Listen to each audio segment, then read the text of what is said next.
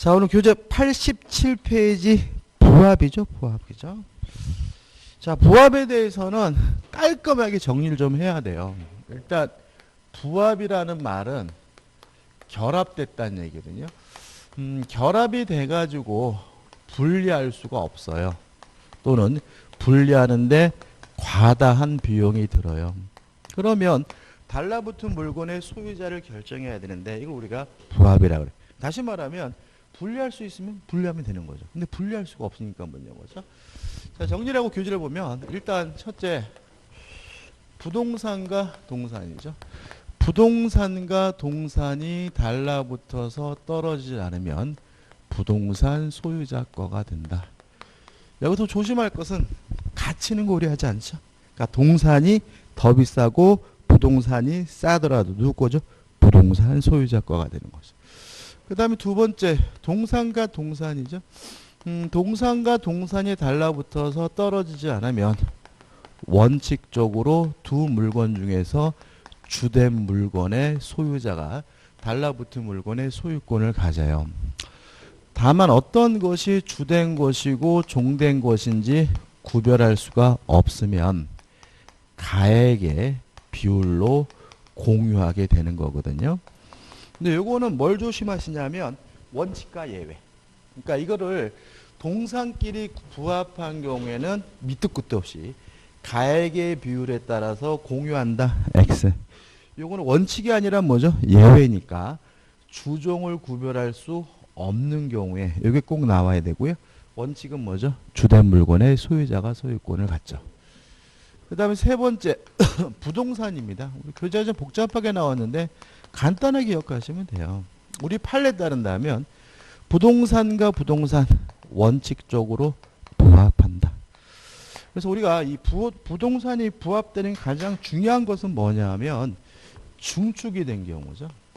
그러니까 1층에서 2층으로 중축이 됐으면 뛸 수 없으니까 2층의 소유자를 정해야 되는데 원칙적으로 부합이 된다는 말은 1층 소유자 거가 된다는 거죠. 그래서 보통 우리가 이게 예를 들어서 갑이 소유하고 있는 건물에 을이 승낙을 얻어서 2층으로 뭐 했냐면 증축을 했어요. 그러면 남의 건물 위에 증축하는 사람이 누가 있겠어요?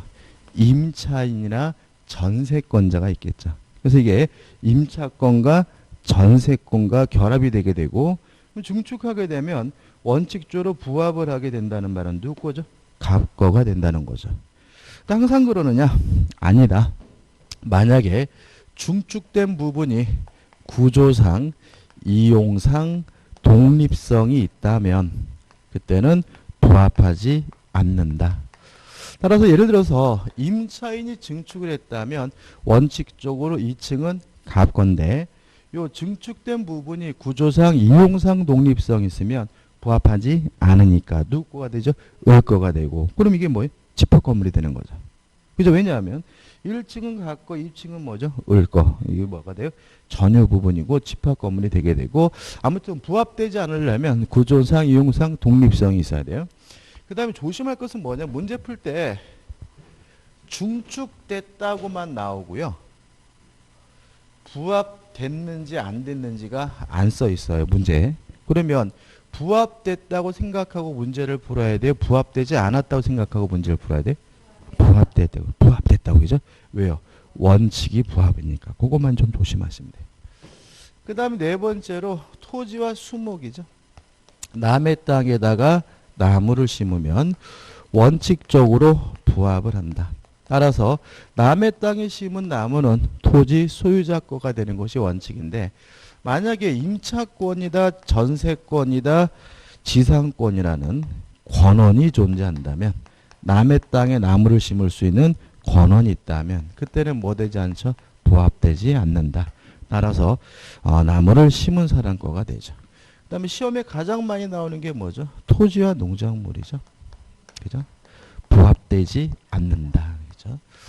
따라서 부합되지 않고요. 이거는 권한 같은 것도 필요 없어요. 그래서 무단으로 남의 땅에다 농작물을 경작했더라도 토지 소유자 거가 아니라 누구 거죠? 경작자 거가 되고요. 명인 방법 같은 것도 필요 없어요. 그래서 명인 방법을 갖추지 않았더라도 농작물은 항상 누구 거가 되죠? 경작자 거가 된다는 것까지 꼭 기억해 두시면 돼요. 이렇게 5가지만 기억하면 되거든요. 교재 보시면은 1번 해가지고 나와 있는 내용은 저당권 혈육이 부합물에 미친다는 얘기인데 이건 뭐 나중에 볼 문제, 지금 문제는 아니죠. 그 다음 2번 보시면 임차인 등이 권원에 의해 부속시킨 것으로 독립성이 있을 때는 북속시킨 자에게 소유권이 기속한다 이렇게 나와 있는데 이렇게 하면 뭐가 뭔지 모르잖아요. 그래서 가장 중요한 것은 뭐죠? 중축된 거, 부속시킨 거. 원칙적으로 뭐가 돼요? 부합이 되지만 구조상, 이용상 독립성이 있으면 뭐 되지 않습니까? 부합되지 않는다. 그 다음에 3번 해가지고 또 나와 있는데 부합됩니다. 그죠? 그래서 뭐 부합되는데 다만 뭐 복잡한 얘기는 큰 의미 없고 그 다음에 넘겨보시면 4번 임차인 등이 증축한 부분은 일반적으로 건물의 구성 부분이므로 이게 무슨 말이에요? 원칙적으로 부합됐다는 거죠. 그죠? 다만 밑에 구조상, 이용상 독립성이 있으면 뭐 되지 않습니까? 부합하지 않기 때문에 임대인 소유가 되는. 그래서 같은 내용이 계속 나오는 거죠. 그래서 요것만 기억하시면 되는 거죠.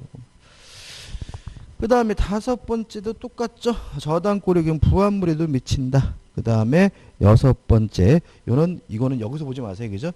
요게 보시면 임차인이 임차 건물에 증축하면서 증축된 부분을 임대인의 소유로 기속시키기로 합의했어요. 요 합의가 유효하려면은 부합돼야 되거든요. 왜냐하면 부합이 안 되면 보육비 상한 청구권을 가는 게 아니라 부속물 매수 청구권을 가는 거죠.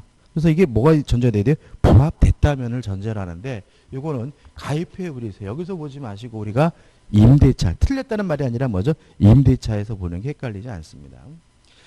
그 다음에 소유권에 기한 물권적 청구권 나와 있는데 또 설명드릴 건 없어요. 왜냐하면 우리가 물권적 청구권 할 때 소유권을 기준으로 했잖아요.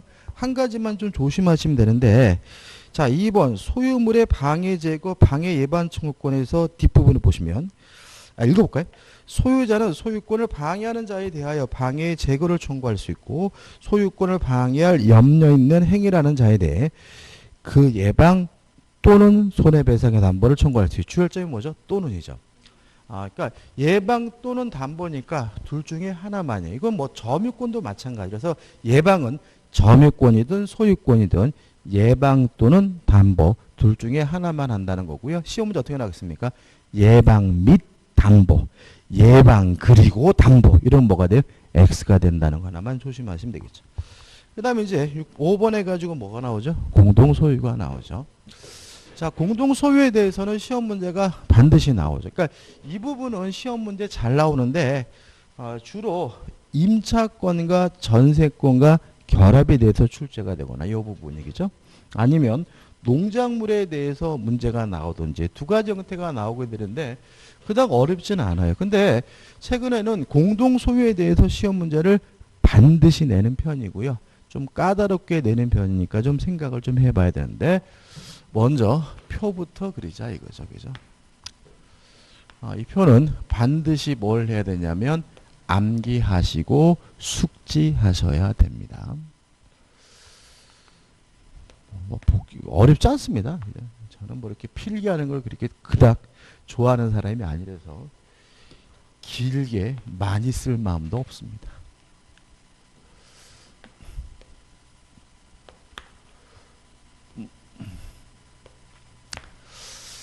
자, 일단 공동소유는 세 가지가 있습니다.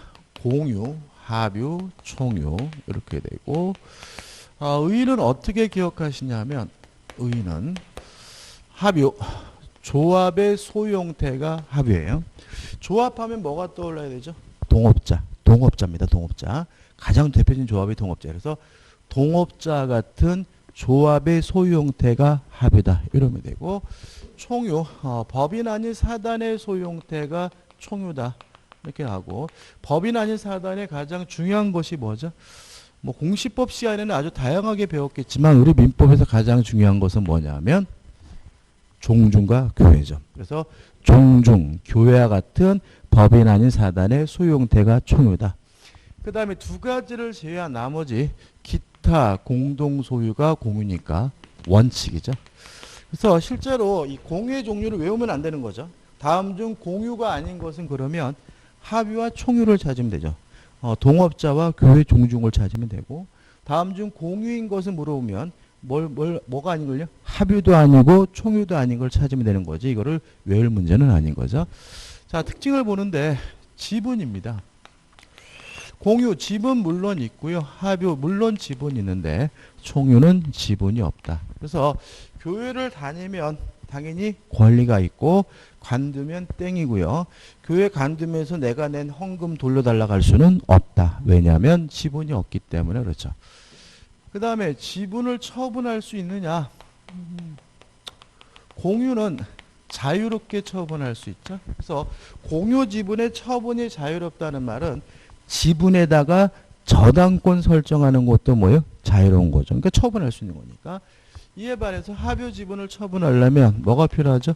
전원의 동의가. 왜 그러는 거예요? 동업자가 바뀌거든요. 그렇지 않습니까? 합유 지분을 판다는 말은 뭐가 바뀌어요? 동업자가. 그죠? 예를 들어 가지고 제가 일을 잘하는 제 친구 개똥이하고 동업을 해서 공인중개 사무실을 열었어요. 그래서 사무실을 샀다면 그게 뭐가 되는 거죠? 합유가 되는데 이 친구가 합유 지분을 넘겨가지고 이상한 아저씨가 왔는데 맨날 뭐만 하고 있어요? 게임만 하고 있어요. 그래가지고 뭐예요? 일할 수가 없잖아요. 그래서 합유 지분을 처분하려면 전원의 동의가 필요하고, 이유는 합유 지분을 처분한다는 말은 뭐가 바뀐다는 거죠? 동업자가 바뀐다는 얘기니까 다른 동업자의 동의가 필요한 거죠. 그 다음에 목적물을 분할할 수 있느냐? 공유 자유롭다. 합유 할 수 없다. 왜냐하면 만약에 동업하던 그 건물을 분할하게 되면 더 이상 장사할 수 없잖아요. 영업할 수 없잖아요. 따라서 조합체가 해산해야 될 문제지 그것을 분할할 문제는 아닌 거죠. 그래서 조합체가 해산하지 않는 한 분할하지 못하고요. 그 다음에 지분이 상속이 되느냐에 대해서 최근에 시험 문제 잘 나오는데, 공유 지분 당연히 뭐가 돼요? 상속이 되지만 합유 지분은 상속되지 않는다. 왜요? 동업자가 바뀌는 문제니까요. 예를 들어 가지고 중학생 아이한테 합유 지분이 상속되면 그 아이가 와서 뭘 해야 돼요? 일을 해야 된다는 얘기니까 합유 지분은 상속되지 않는 거죠. 그 다음에 목적물에 관한 사항이죠. 목적물에 관한 보존행위는 공유든 합유든 단독으로 합니다. 목적물에 관한 이용 계량과 같은 관리행위는 공유든 합유든 지분의 과반수로서 합니다. 이 합유의 관리행위에 대해서는 보통 교재에 없는데 왜 그러냐면 뒤에 계약법이 들어가 있기 때문에 그런데 그냥 같이 기억해. 같은 거니까.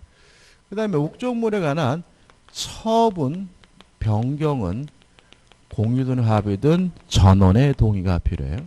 여기서 한 가지만 잊지 말 것은요. 나대진 토지에 공유 토지에 건물을 신축하는 것은 보존행위입니까? 관리입니까? 처분 변경행위입니까? 갑물병이 공유하는 토지에 건물을 신축하는 것은 변경행위인 거죠. 처분은 아니에요. 이건 뭐예요? 변경행위. 그렇죠? 왜냐하면 영구적으로 토지사항을 바꾸는 것이니까 이것은 변경행위로서 공유자가 뭐가 필요하죠? 전원의 동의가 필요하다. 최근에 어떻게 해요? 과반수 이렇게 하면 뭐예요? X인 거죠. 이해되시죠? 그 다음에 합의 총유는 목적물에 관한 모든 사항을 다 뭘 통해서 하냐면 사원 총회의 결의를 통해서 하게 되는 거죠. 그 다음에 총유는 지분이 없기 때문에 총유 지분을 처분한다는 등, 목적물을 분할한다는 등, 총유 지분이 상속된다는 등, 그러나 A상은 처음부터 문제되지 않는다는 걸 생각해 보시면 되겠죠. 자, 여기까지 꼭 기억해 두셔야 되고요. 여기서 또 우리가 이제 이 교재를 이해하기 위해서 좀 중요한 것은 뭐냐면, 공유란 물건을 나눠 가지고 있는 것이 아니라 소유권을 나눠 가지고 있는 거다. 따라서 공유 지분이란 소유권에 대해서는 일부에 대한 권리지만 공유 지분은 목적물에 대해서는 전부에 대한 권리다. 따라서 공유자가 만약에 부당이득 반환을 청구하거나 손해배상을 청구하고자 할 때는 그때는 지분 범위 내에서만 할 수 있는 거다. 왜냐하면 공유지분은 소유권에 대해서 뭐죠? 일부에 대한 권리니까. 그렇지만 반환을 청구하거나 방해, 배제를 청구하는 것은 공유는 전부에 대해서 방해, 배제를 청구하고 전부에 대해서 반환을 청구하는 거다. 왜냐하면 공유지분은 목적물에 대해서 뭐예요? 전부에 대한 권리니까. 실제로 우리가 이 공유지분은 목적물에 대해서는 전부에 대한 것이다. 이게 이해가 돼야 받아들여야 이해할 수 있는 사례들도 굉장히 많으니까 꼭 기억해 두셔야 되겠죠. 자, 여기까지였죠, 그죠? 여기까지 왔으면 다 끝났어요. 이거 가지고 이제 나머지 내용 그냥 읽어보시는데 여기서 뭘 하는 거냐면 연습을 하는 거예요. 연습을. 자, 한번 연습을 해보죠. 자, 토지가 있는데요. 연습도 많이 하는 게 아니에요. 4가지만 하면 돼요.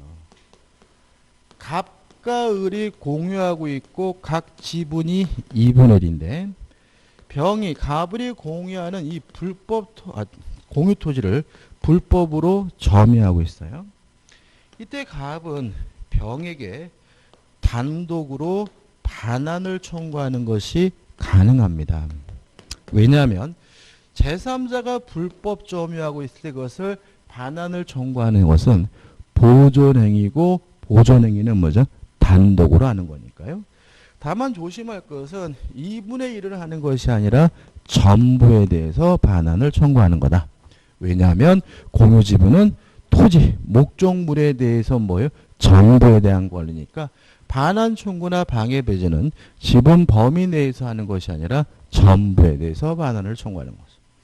다만 그동안 병이 사용한 이익에 대해서 불법 행위를 이유로 손해배상을 청구하거나 부당이득 반환을 청구할 때는 전부는 한 것이 아니라 2분의 1만 청구하는 거다. 왜냐하면 소유권에 대해서는 일부에 대한 권리므로 부당이득 손해배상은 지분 범위 내에서만 하는 거죠.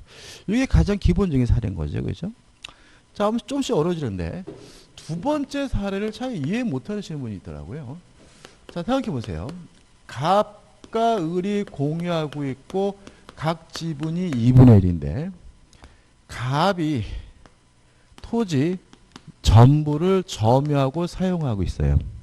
아니면 갑이 요 토지 2분의 1만 점유하고 사용 수익하고 있어요. 이랬을 때 을이 요 갑에게 반환을 청구할 수가 있느냐? 전부에 대해서 반환을 청구하는 것이 가능한 거죠. 자, 왜냐하면 요 토지를 어떻게 사용하고 수익할 것인지는 지분의 뭐죠? 과반수로서 결정하잖아요.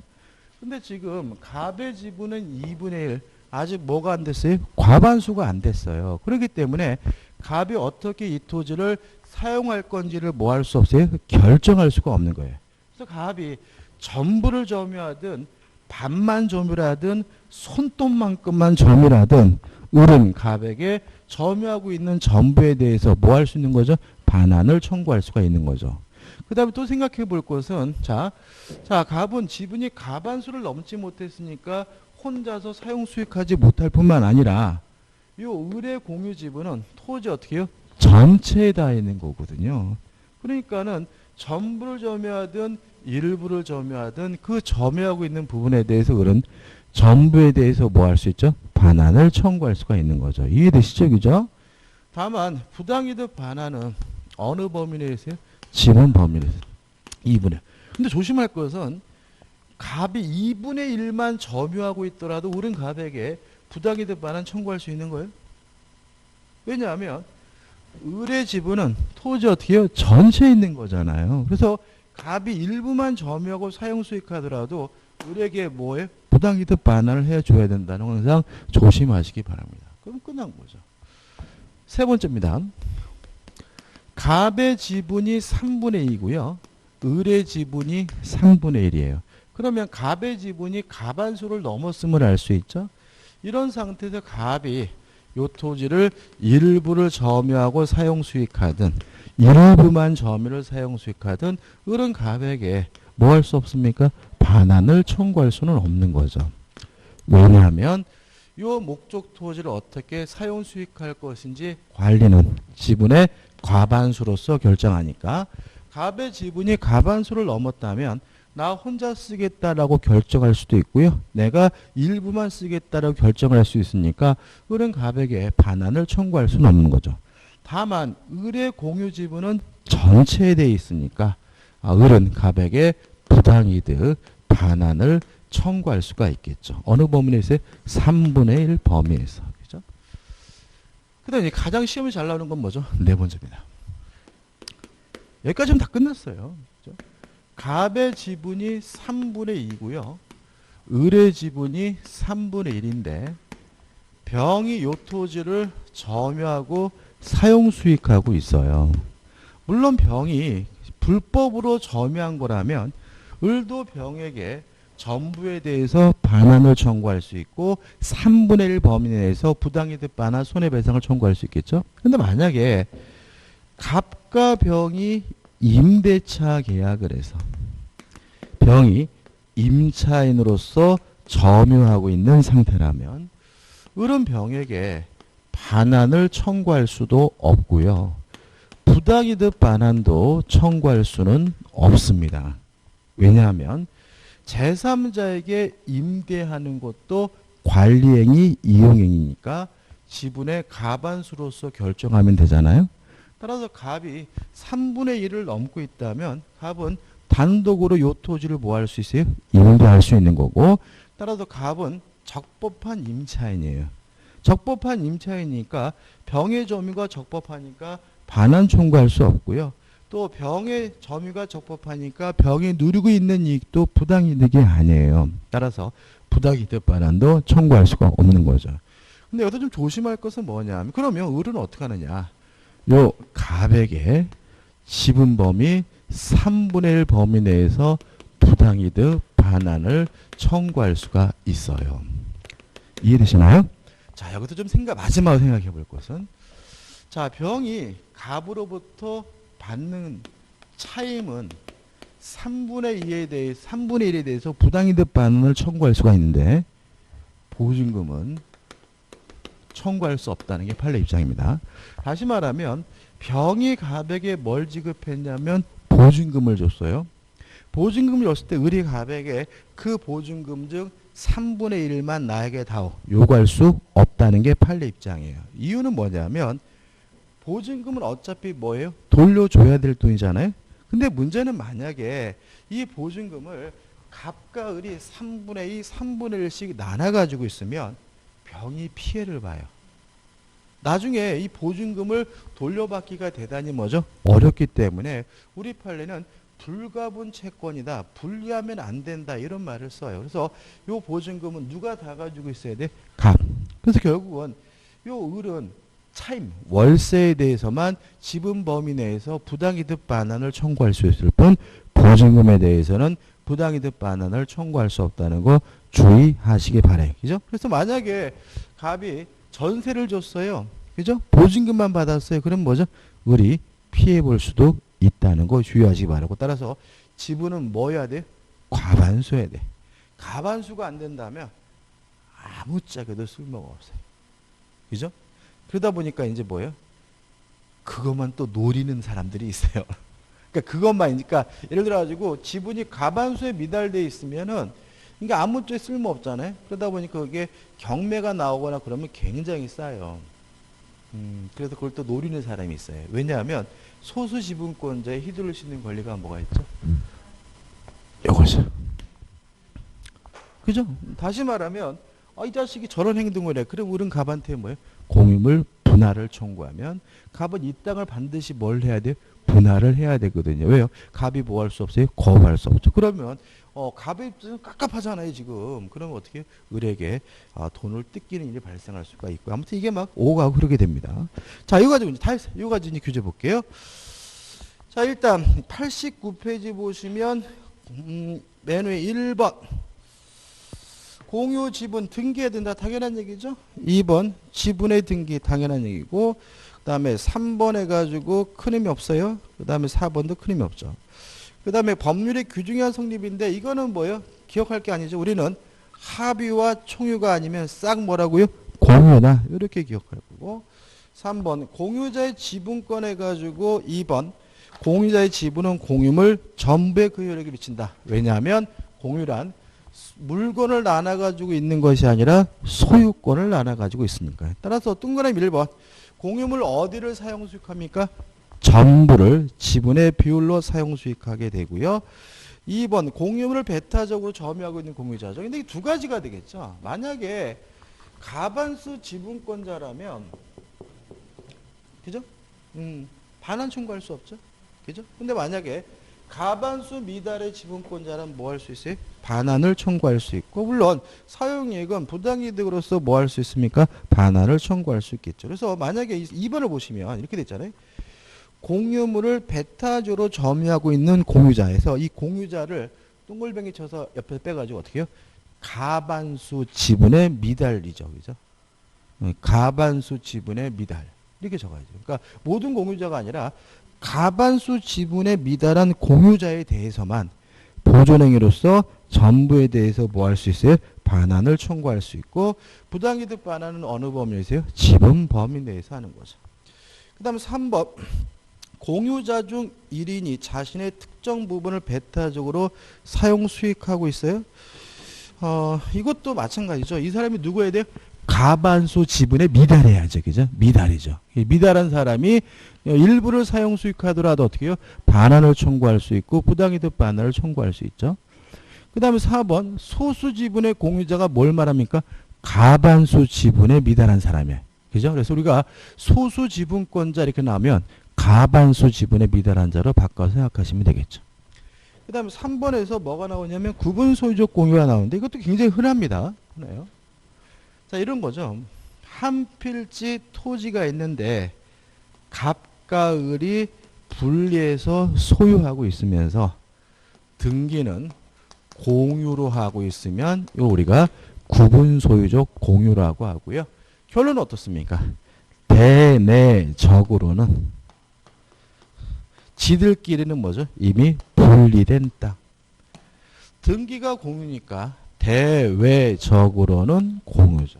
그래서 구분 소유적 공유에 대해서는 등장인물만 신경 쓰시면 돼요. 만약에 갑과 을이 등장하고 있어요. 그럼 뭐예요? 분리된 땅이에요. 그럼 예를 들어서 자, 을이 갑의 땅에다가 뭐 예를 들어서 뭘 놨까요? 계집을 갖다 놨어요. 그래서 그러면 갑은 을에게 방해 제거를 청구할 수 있겠죠? 왜요? 둘은 뭐죠? 분리된 땅이니까. 근데 만약에 제3자 병이 갑의 토지를 점유하고 있어요? 이때 을도 병에게 반환을 청구할 수 있는 겁니다. 왜요? 대외적으로는 뭐예요? 공유니까. 그래서 등장인물 갑과 을 두 사람만이 등장하면 이미 분리된 땅. 병 제3자가 등장하면 뭐죠? 대외적으로는 공유. 이렇게 생각하시면 되고요. 이미 분리된 땅이니까 갑과 을은 공유 분할을 뭐 할 수 없어요? 청구할 수가 없겠죠. 왜요? 이미 분리된 땅이니까요. 넘겨보시면 2번 해가지고 외부적으로는 대외적으로는 뭐죠? 공유다. 그죠? 그 다음에 3번 명의신탁 아닙니다. 그죠? 이걸 왜 이런 말이 나오냐면 구분 소유적 공유를 이걸 다른 말로는 상호 명의신탁이라고 해요. 왜 이런 말을 쓰냐면 공유 지분은 목적물에 대해서는 전부에 대한 권리잖아요. 그러면 지금 등기를 공유하고 있으면 을의 지분은 토지 전체에 다 있는 것처럼 공시가 되고요. 갑의 지분도 토지 어때요? 전체에 다 있는 것처럼 공시가 되니까 상호간에 이름을 빌려주고 있는 것처럼 보인다. 그래서 뭐죠? 상호 명의신탁이라고 쓰는데요. 이런 말이 잘 않습니다. 명의신탁하고는 상관이 없다. 그죠? 그 다음에 3번 나오고 그 다음에 4번 해가지고 나오는데 큰 의미는 없고 이게 이런 말이 있죠.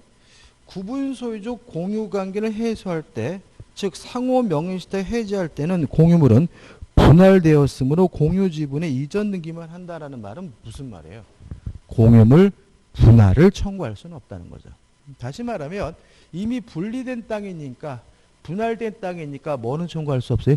분할은 청구할 수 없다는 말을 어렵게 써놨네요.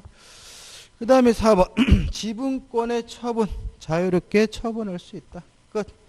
5번 공유물에서 1번 공유물의 보존행위는 단독으로 할 수 있다 해가지고 복잡하게 나와 있는데 교재도 얘가 나와 있죠. 꼼꼼히 보시기 바라고 요 네 가지 사례를 정확하게 이해하시면 되고요. 우측에 보시면 4번 공유물의 처분 변경은 전원의 동의고 특히 공유 토지가 나대지인 경우에 건물을 신축하는 것은 단순한 관리 행위가 아니라 뭐죠? 변경 행위다. 꼭 기억해 두시고 그 다음에 7번 공유물의 분할이죠. 자, 이것도 좀 정리를 해보죠.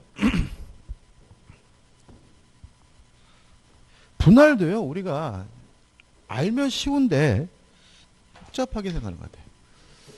자, 공유물의 분할은 자유롭습니다. 따라서 공유물을 분할하고자 할 때 다른 공유자의 동의나 승낙을 받을 필요가 없으니까 공유물 분할 청구권은 승낙을 받지 않고 일방적으로 행사하는 뭐죠? 형성권이 되는 거죠. 다만 자유롭지만 불분할 특약을 하는 것은 가능하다. 가능한데 아무리 길어도 몇 년을 초과할 수 없냐면 5년을 초과할 수가 없고요. 물론 대외적으로 대항하기 위해서는 뭐가 필요하죠? 등기가 필요하겠죠. 자, 근데 다만 공유물 분할하자 그러면 거부하지 못하는데 어떻게 분할할 것인지 분할 방법에 대해서는 반드시 뭐가 필요한 거죠? 협의가 필요한 거죠. 따라서 협의가 원만히 이루어졌다면 이게 뭐가 돼요? 협의 분할인데 협의 분할은 뭐가 있습니까? 진짜 잘라갖는 거 현물 분할. 공유자가 한 사람이 소유권을 갖고 돈으로 받는 게 뭐죠? 가격 배상에 의한 분할. 제3자에게 팔고 돈으로 나눠 갖는 것은 대금 분할이거든요. 근데 여기서 우리가 잊지 말 것은 현물 분할은 교환이에요. 자, 한번 생각해 보세요. 교환이라는 것은 뭐냐면 재산권을 이전하기로 약정하고 재산권을 이전받기로 하는 계약이 뭐죠? 교환이잖아요. 그럼 생각해 보자고요. 지금 갑과 을이 공유하고 있는데 지분이 각 2분의 1이면 이거를 현물 분할해서 여기까지는 갑의 거, 여기까지는 을의 거 이러면 을의 토지에 있던 갑의 지분을 이렇게 옮기고 갑의 토지에 있는 을의 지분을 이렇게 옮기는 거 아닌가요? 공유 지분은 목적물 전부에 대한 권리잖아요. 그럼 결국은 상호간에 무엇을 이전하고 있습니까? 재산권을 이전하고 있으니까 현물 분할은 뭐인 거예요? 교환인 거죠. 물론 대금 분할이나 가격 배상은 뭐죠? 매매. 그죠? 그럼 여기서 우리 생각할 것은 현물 분할이다, 가격 배상이다, 뭐 대금 분할 그게 중요한 게 아니라 이러한 협의 분할은 교환 아니면 매매, 법률행위에 의한 물권 변동이니까 등기를 해야 한다. 그죠? 그죠? 또 교환 아니면 매매니까 뭐가 발생합니까? 매도인의 담보 책임이 발생한다. 따라서 공유자 간에 뭐가요? 담보 책임이 발생하는 거죠. 끝이고. 근데 만약에 분할 방법에 대해서 협의가 이루어지질 않았어요. 그러면 이제 뭐 합니까? 재판상 분할을 하게 되는데 재판상 분할도 물론 뭐죠? 현물 분할이 원칙이에요. 그죠? 근데 문제는 요 재판상 분할은 뭐냐면 형성 판결이죠. 자, 우리가 형성권에 기한 판결을 우리가 뭐죠? 형성 판결이라고 했죠. 그죠? 그러면 형성 판결이니까 재판상 분할이 인해서 물권이 변동되기 위해서 뭐 할 필요 없습니까? 등기할 필요가 없는 거죠. 근데 다만 조심할 것은, 항상 조심할 것은 판결이 난 게 아니라 재판 중에 분할 방법에 대해서 협의가 성립됐다. 이런 말이 나오면 이제는 이게 뭐가 되는 거예요? 법률행위에 의한 물권 변동이니까 뭘 해야 되는 거죠? 등기를 해야 되는 거죠. 그러니까 이거를 형성할 게 아니라 자, 판결이 났습니다. 그러면 형성 판결이니까 등기하지 않아도 뭐가요? 물권 변동이 이루어지지만 만약에 조정이 성립됐다. 화해가 이루어졌다. 뭐가요? 협의가 성립됐다면 이건 뭐예요? 협의 분할인 거죠. 그래서 법률행위에 의한 물권 변동이니까 등기가 필요하고요. 마지막으로 재판상 분할은 분할 방법에 대해서 협의가 성립되지 않는 경우만 하는 거다. 만약에 어떤 방법이든지 간에 분할 방법에 대해서 협의가 성립됐다면 재판상 분할을 청구할 수 없다는 거 기억해 두셔야 되겠죠. 끝입니다. 그래서 넘겨보시면 뭐 필요적 공동소송 이런 의미 없습니다. 한번 읽어보시면 될 것 같고 분할의 효과 해가지고 교환 아니면 매매니까 2번 담보 책임이 인정된다는 말이 나와 있고 그 다음에 3번 해가지고 공유 지분에 설정된 저당권이죠. 이 저당권은 목적물 어디에 설정된 거죠? 정보에 설정된 것이니까 소멸하지 않는다는 말은 결국 뭐예요? 목적물 여전히 전체 그대로 남는다는 거 주의하시기 바랐고 공유물 분할 판결은 뭐죠? 형성 판결이기 때문에 등기하지 않아도 되겠죠. 그죠? 근데 다만 협의가 성립됐다면 협의 분할이 된다는 거 조심해야 되겠죠. 그다음 합의는 교제 안 봐야 되겠죠. 자, 동업자 같은 조합의 소유 형태가 합의인데 지분이 있지만 지분을 처분하려면 전원의 동의가 지분은 합의 목적물은 분할할 수 없고 합의 지분은 뭐 되잖아요? 상속되지 않는다. 요 세 가지만 차이가 있는 거예요. 나머지는 뭐죠? 공유와 똑같다. 그래서 합의물에 관한 보존행위는 단독으로 이용계량과 같은 관리행위는 지분의 과반수로 그다음에 처분 변경은 전원의 동의죠. 그다음에 총유해가지고 나와 있는데 뭐 총유는 간단하죠. 교회, 종중과 같은 법인 아닌 사단의 소유 형태가 총유인데 가장 주된 특징은 뭐가 없죠? 지분이 없다는 거죠. 그래서 교재 보시면은 3번 해가지고 교회가 분열되는 경우 종전교회 재산은 그 교회에 소속된 잔존교인들의 총유로 귀속된다. 관두면 땡이라는 거죠. 그러니까 재산이 교회가 뭐 될 수 없어요? 나눠줄 수 없다. 왜요? 지분이 없기 때문에 그렇다는 거 꼭 기억해 두시기 바라고 4번은 가입해지 이런 거 기억할 필요가 없습니다. 그 다음에 목적물에 관한 사항은 다 뭐죠? 사원청이 열리고 특히 목적물에 관한 보존행위도 어떻게 단독으로 하는 것이 아니라 사원청의 결의를 통해서 한다는 거 잊지 마시기 바랍니다. 여기까지고 좀 쉬었다가 용익물권으로 갑니다.